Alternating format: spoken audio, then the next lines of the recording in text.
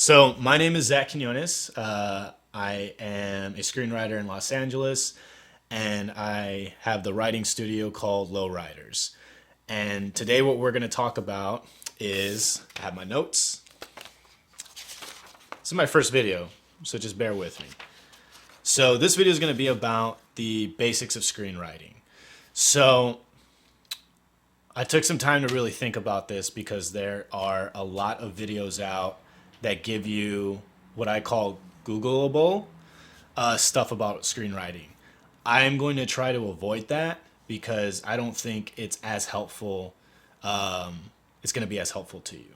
What I want to do is take a more abstract, or maybe the term that people use a lot of times is holistic approach to the basics of screenwriting, and really view it from the perspective of somebody who wants to start writing scripts, has never written a script before, and doesn't know where to start. So in doing this, I kind of reverted back to the early days of when I started telling myself that I wanted to get into film and I wanted to start writing scripts, and sort of the process that I followed. So if you are somebody who found your way onto this video and you're trying to figure out, like, how do I get started? Like, what is like really the first step? Hopefully this will be helpful to you.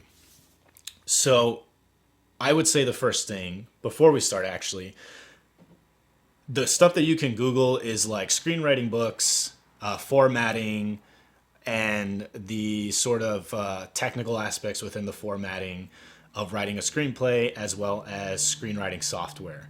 So all those things you can Google. They're very simple to find. There's probably other like YouTube channels that talk about that. So I just want to make it clear, like, I'm fully aware that those are important, but those are kind of common sense things that people know about or that come to their head. So we're going to kind of skip through those. So the first thing that you really need to do is figure out the movie that you want to write. That's probably the most important thing. Because a lot of times when you're starting out as a screenwriter and you've never written before, that is the first thing that you need to figure out. What's the kind of movie I want to write? And usually it's a movie that you haven't seen before that you want to see. And within that, it could be like a crime film, a science fiction film, a horror film, but you got to figure out what that is. I know that I wanted to write sort of like a crime psychological drama the first time that I was getting into this. And I kind of figured out, like, oh, this would be a cool movie to see made one day. So that's kind of, once I figured that out, then you kind of have like a goal in hand. You have a very strong sense of like what story you want to tell. You have something to write about now. The second thing that I think is very important is, once you figure out the kind of movie you want to write, you want to find 3 movies that are essentially kind of similar to that. So let me try to think. If I was, let's say, going to write like a bank robbery movie, I would pick like The Town. I would pick maybe Dog Day Afternoon and Hell or High Water, because those are essentially films that revolve around some type of bank robbery situation.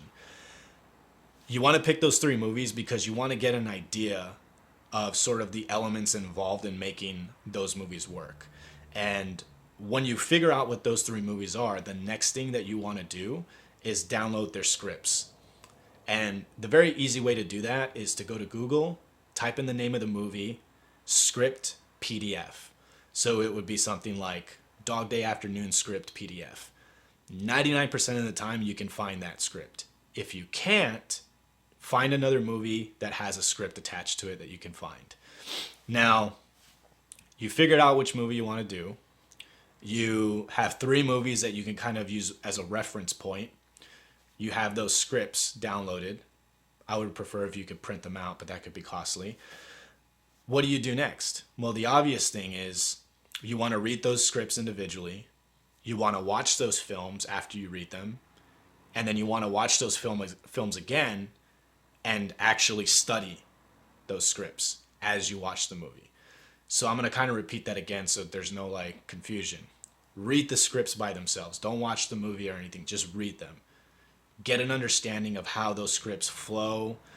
You can already see like the structure with them, the formatting, and just absorb that storytelling. Then you want to push the scripts to the side, and you want to watch the film.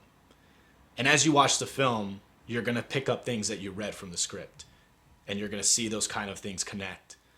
Then the third thing is get the movies, get the script, and study it. So you're actually not going to watch the movie all the way through. This is where you're actually going to watch, and you'll pause it at certain things, look at the script, and take notes.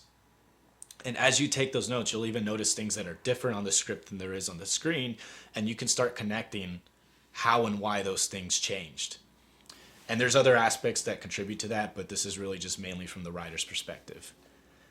Now, once you've done that, you want to kind of continue to study and really dissect everything that you just did.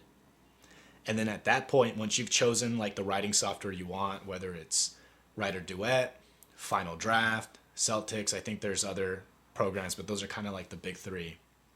Scrivener is another one. Now you want to write. So there's a lot of ways you can approach this. I have a few ways. One is you can take a scene from one of these movies that you like and write your own version of it. Just rewrite it the way that you think would be better.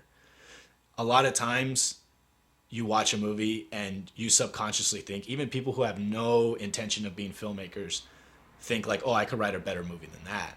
Or it would be cooler if this scene was like this. So you're basically going to kind of put your money where your mouth is. And you're going to rewrite a scene from one of those movies. The other thing is you can write your own scene. Think of a cool scene that you would have liked to see in a movie or just in general. I know that a lot of times when I was in high school, my friends and I, we would talk about movies, and somebody would always say, you know, it'd be cool if I saw this in a movie or if I saw that in a movie. So kind of think of a cool scene that you would like and then just sort of write that out. The other thing, and this is sort of a practice more so with like fiction writing as opposed to screenwriting, but it's something that even very famous writers have done, which is you take one of those scripts, put it right next to you, and you literally copy it word for word from page 1 to page 90, 100, 120. You're not plagiarizing because you're not trying to sell this off as your own. This is just a training technique. And what that is doing, it is creating the physical act of like muscle memory and sort of like physically training you to prepare to like actually write a script in terms of its rhythm, its time consumption, and just overall like the mental and physical commitment you need to it. Because believe it or not, it takes hours to write a script.